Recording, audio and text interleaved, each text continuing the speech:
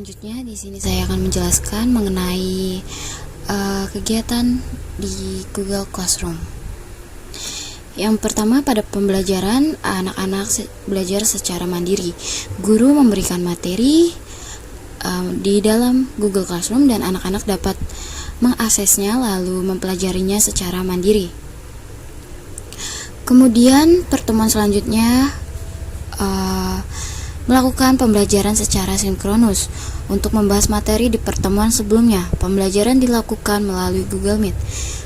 Jadi guru memasukkan link Google Meet ke dalam Google Classroom, lalu anak-anak dapat mengaksesnya dan pembelajaran secara tatap maya pun berlangsung.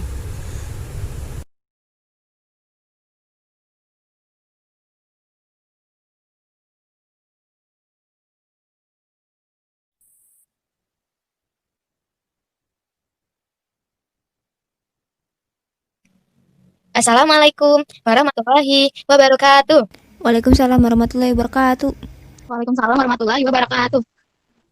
Gimana kabarnya anak-anak Ibu? Sehat? Alhamdulillah, luar Sehat biasa. Ibu, Allahu alhamdulillah. Akbar. Allah Akbar. Bagus.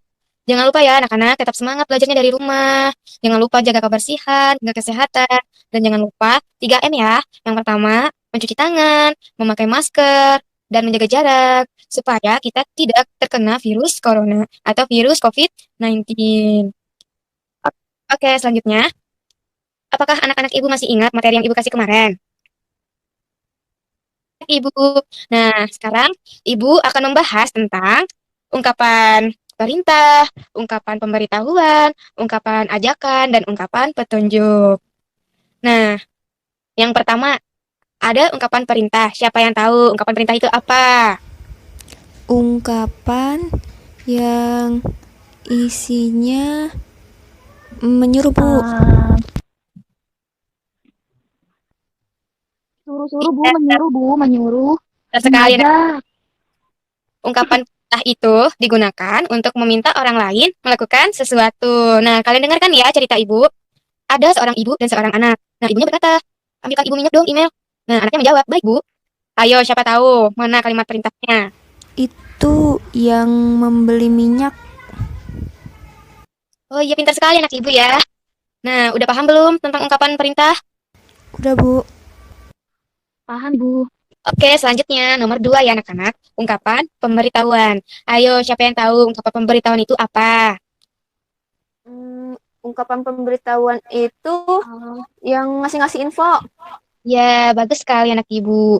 Ungkapan pemberitahuan digunakan untuk memberi info kepada orang lain. Nah, dengarkan ya cerita singkat Ibu. Ada seorang guru dan beberapa siswanya. Dan guru pun berkata, selamat pagi anak-anak. Hari ini Ibu akan memberitahu materi yang akan dipelajari adalah macam-macam ungkapan. Dan siswanya menjawab, "Hai Ibu." Ayo, siapa yang tahu di mana ungkapan pemberitahuannya? Saya Ibu, tadi itu Ibu akan memberitahukan tentang materi kalimat ungkapan Bu. Iya, pintar sekali anak Ibu ya. Udah paham belum tentang ungkapan pemberitahuannya? Udah Ibu. Oke, Ibu Paham lanjutkan. Ibu. Ungkapan yang ketiga adalah ungkapan ajakan. Nah, siapa yang tahu nih ungkapan ajakan itu apa?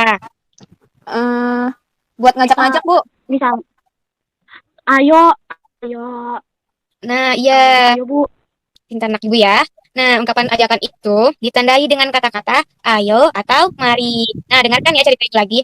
Ibu contohin ke kalian ya. Ada si Sylvania sama si Faradila. Nah, Sylvania berkata, Faradila, aku udah isi loh, ayo makan bersama. Nah, Faradilanya menjawab, ayo, Sylvania, kita makan sama. Siapa yang tahu ungkapan ajakannya?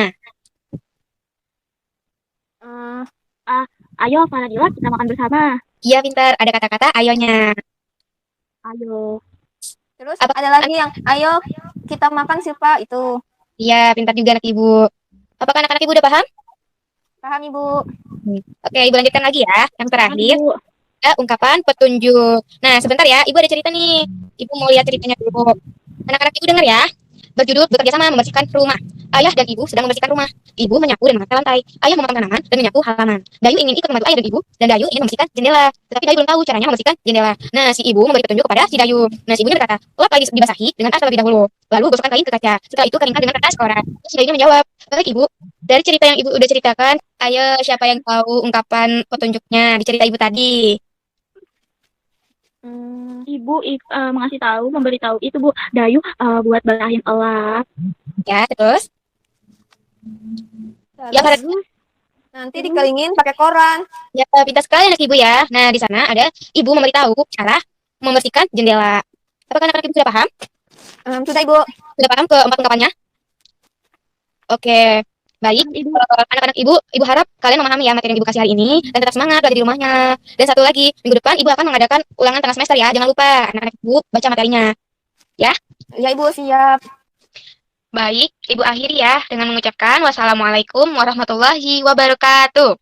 Waalaikumsalam warahmatullahi wabarakatuh. Waalaikumsalam warahmatullahi wabarakatuh.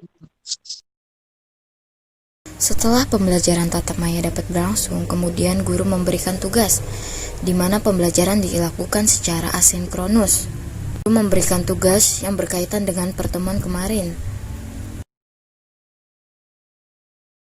Lalu ketika membuat tugas, guru juga dapat menentukan poinnya dan juga deadline bagi siswa. Dan juga di sini guru dapat melihat siapa saja yang sudah mengakses dan mengumpulkan tugas. Lalu kemudian murid pun dapat mengerjakannya dengan menginput file berisi tugasnya.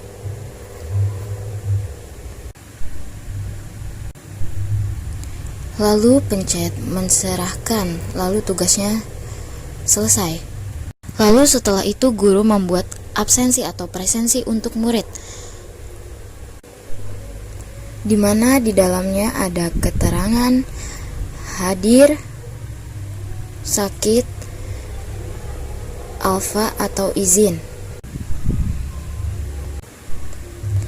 Lalu setelah itu murid dapat memencet salah satunya.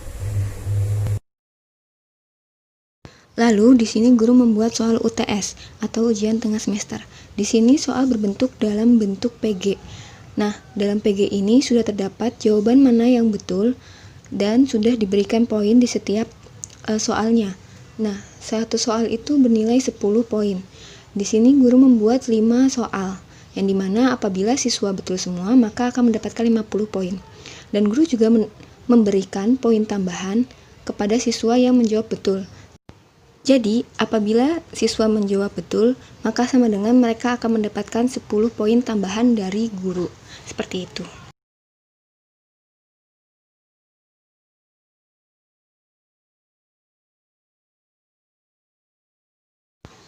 Lalu di sini juga guru dapat melihat bagaimana soal yang sudah dia buat dan dapat menentukan tenggat waktunya.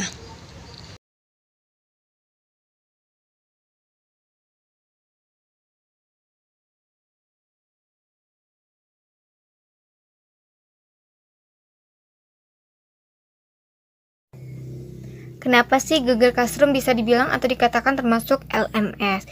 Nah, kita harus tahu dulu LMS itu apa. LMS adalah Learning Management System. Learning Management System suatu software atau perangkat lunak yang bisa digunakan atau sarana pembelajaran berbasis online. Nah, sejatinya kita mengenal Google Classroom sebagai kelas virtual. Nah, Google Classroom juga menyediakan tempat bagi siswa untuk berdiskusi, berinteraksi, berkomunikasi, dan bekerja sama dalam sebuah kelompok secara daring. Nah, kita juga tidak bisa memungkiri Google Classroom ini termasuk LMS karena memungkinkan siswa berpartisipasi secara individual dalam sebuah pembelajaran. Nah, sebagai sebuah LMS, Google Classroom juga memudahkan siswa dan guru dalam pembelajaran. Sebagai siswa dengan mudah mengumpulkan tugas-tugasnya yang langsung terhubung ke Google Drive. Dan guru juga begitu, dengan mudah mengumpulkan tugas murid-muridnya, memantau, mereview, dan memberi feedback kepada tugas-tugas muridnya. Nah, di sini ada beberapa keunggulan dari Google Classroom. Yang pertama, gratis dan mudah. Yang kedua, integrasi sistem. Yang ketiga, kemudahan dalam penugasan. Yang keempat, fitur assessment. Yang kelima, ada form pertanyaan. Nah, sekian penjelasan kenapa Google Classroom termasuk LMS dari saya. Wassalamualaikum warahmatullahi wabarakatuh.